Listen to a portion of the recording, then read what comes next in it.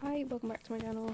This is literally the first video I've done in ages that hasn't involved toxic people being the preface of it, but it's okay because, you know, we go through different life phases and that's how it goes. But this video is going to be more based on, you kind of can have a nice little backstory of toxic people, but it's about assertiveness, and that basically the difference between the skill of assertiveness and also intelligence behind assertiveness and like knowledge, for example, of toxic people. Knowledge of toxic people being the knowledge that you have and like the recognition between good and evil in kind of moral standpoint, and like how actually applying that is different to having the belief. Like, don't get me wrong, I think knowledge is power, and having that grounding is really gonna like give you so much to actually work with. But at the same time, it's not about like, you know, only that. Like, there's things that need to be put in place in order to actually be more, you know, to actually be able to put it into action.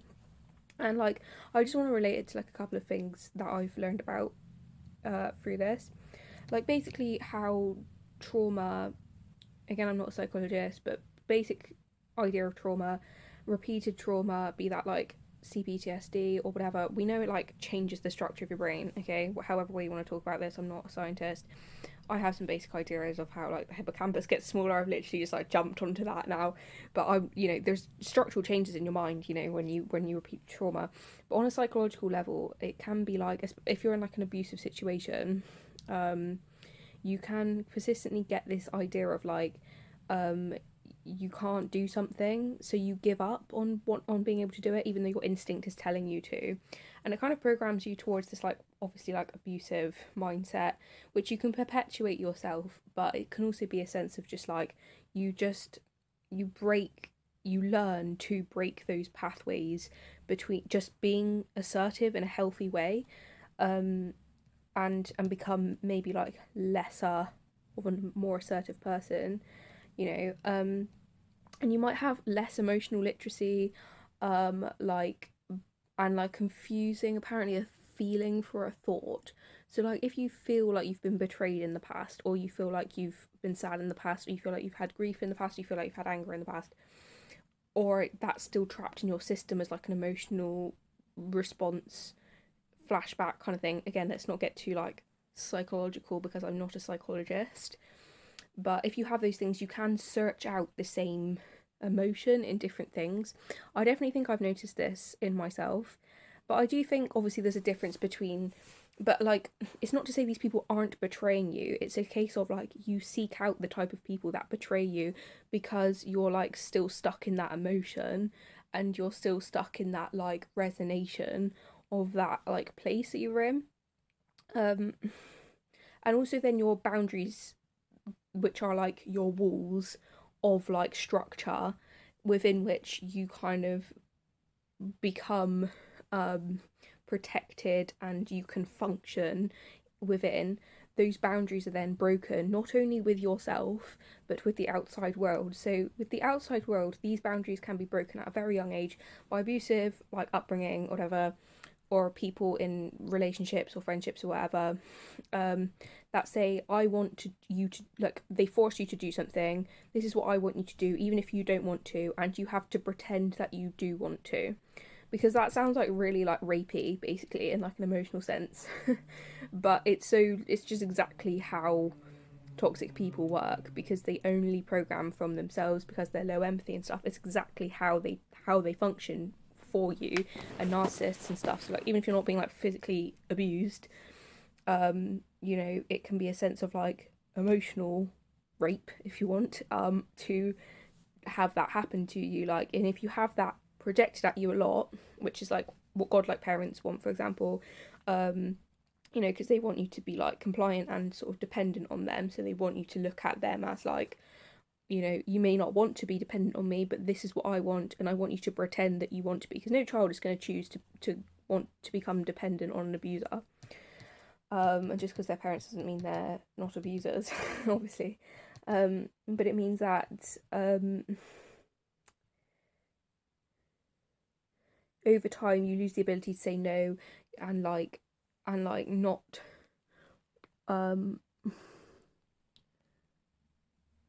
and you would potentially minimize or maximize behavior that you see in the world to fit the emotions that you've been like conditioned into, basically.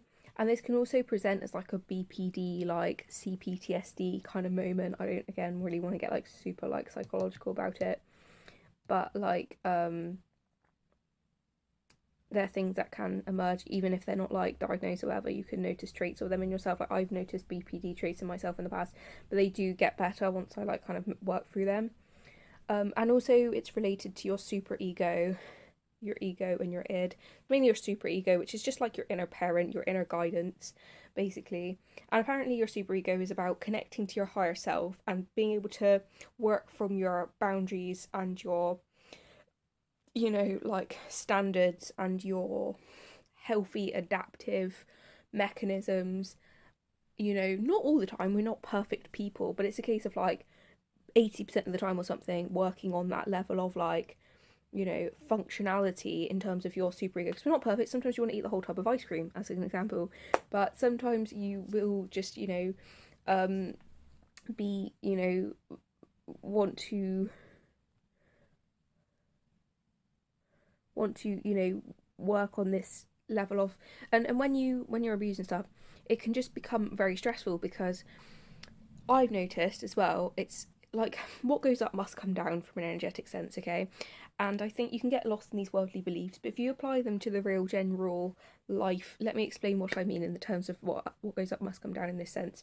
Is if you are, for example, abused on a small or big level, and your superego is asking you, or you know, for your survival, right, you might be programmed, or just that's what you just have always done, to kind of, you know, take it, okay, to tolerate it, to be patient with a toxic person, for example.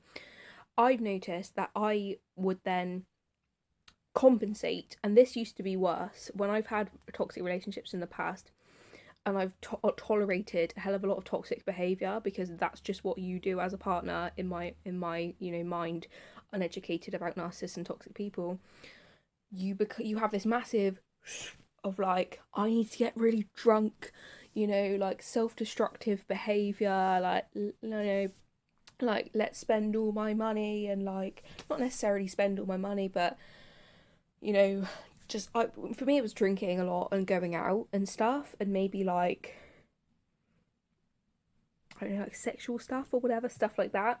Just stuff that kind of let off the steam of, and like let my super ego would kind of be like, well, I've, you know, even not on a conscious level, because you know, you don't obviously consider your partner to be toxic when you don't understand the patterns and stuff, but you just think, oh, I'm just letting off some steam. And there's nothing wrong with that in your 20s at the end of the day, but at the end of the day, it gets very tiring, to be in this constant loop cycle, and that's what toxic people like you to be on, this emotional roller coaster, blah blah blah. But then we're not talking about toxic people right now. We're talking about the effects of your superego on tolerating things. So like, it's about like recognizing those patterns, if you like, and then being like, if I don't tolerate this toxic person, and I don't have to put my superego and therefore myself through this stress of tolerating this bullshit, basically, I won't have to overcompensate, you know, in a way, or kind of let it all go, because I've been so stressed